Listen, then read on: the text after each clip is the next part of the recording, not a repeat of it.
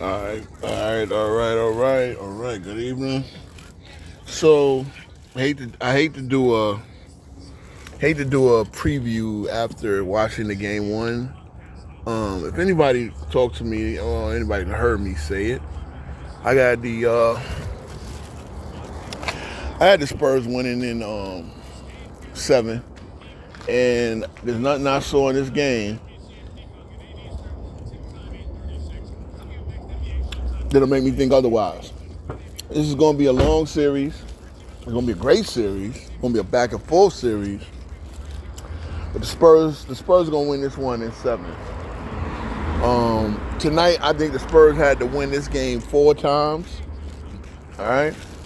I think they had to win this game 4 times, and they did it. And they did it in a hostile environment. They did it. They did it against a truly great team. Right? These are two truly great teams.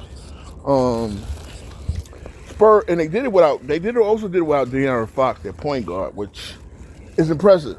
Now I'm impressed by some of the things of Spurs, but I do think guys a little overrated. And again, think. When somebody say overrated, it does not mean that the teams are bad. It does not mean that these players are bad. Now, I'm going to say tonight, I'm going to define something. The things that I like, they're overrated in that people think that these teams are unflawed, and they think that these teams are the 2 best teams in the league by far. And these are the 2 best teams in the West for sure.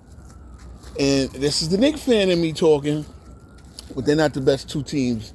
And we'll get to that because I'm gonna get to my Knicks preview and prediction. I'm gonna get to that. But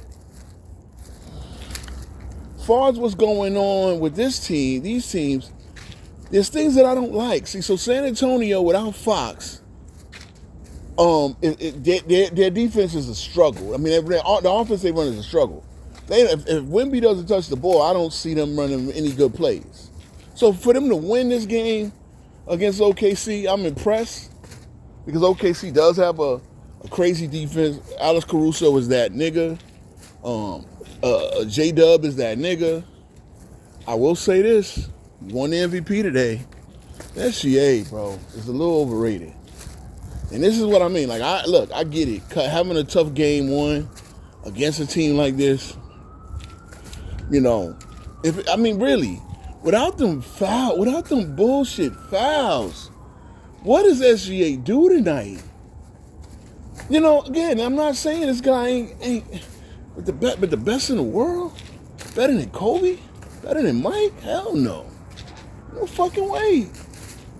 Like he's got one good move. Yes, it's like he goes to the well with that shit. And when you play good defense on him, he bails himself out by flopping to the ground. So this is the one team, and I think it might be true. I'll put it this way. San Antonio can damn sure guard SGA a lot better than the Knicks can. And this is the one team that's the kryptonite to SGA Superman. Like, he's not exactly... I'm just not impressed. I'm not impressed, and there's no knock on his MVP.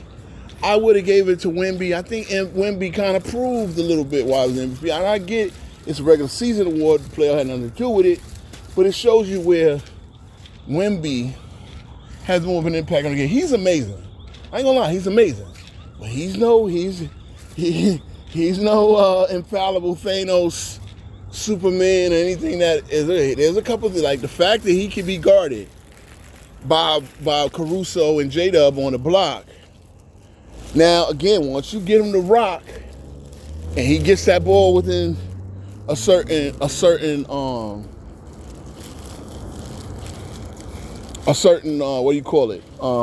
vicinity or radius or right around the rim, nothing you can do. But before he gets that, there's a lot you can do to keep him off And so I will say this. Again, this is going to be a classic series. For sure, this is going to be a classic series. But to sit there and say that this is the real finals, guys, y'all casual. Y'all casual, because these teams do have flaws. They're good for what you understand as great basketball. But these teams, I mean, I wouldn't even see Cleveland if somehow the Knicks didn't win the series, giving either one of these teams a good series. That's what I'm saying. Like, to act like, oh, it's going to be a 4-0 whoever wins. No. Both teams have flaws. I could talk more about it in detail when I get a chance. But both teams do have flaws. They're great teams. They're not infallible. Neither one of these teams are that far above any teams in the East. I just don't see it. I don't see it. Like, again, they go to the well. OKC goes to the well. You just have a bunch of when I say about OKC, they have a bunch of interchangeable wings who are good defenders, good enough three-point shooters. I mean, at the end of the day, when they need to run a play, the only person who can break down the defense, in my opinion, is SGA, and he does it through deception. And, I don't see guys, and I don't see guys that can do what a cat is doing right now. I don't see guys that can do what an OG has been doing. I don't, again, I'm going to be careful with my words because not like I don't respect OKC.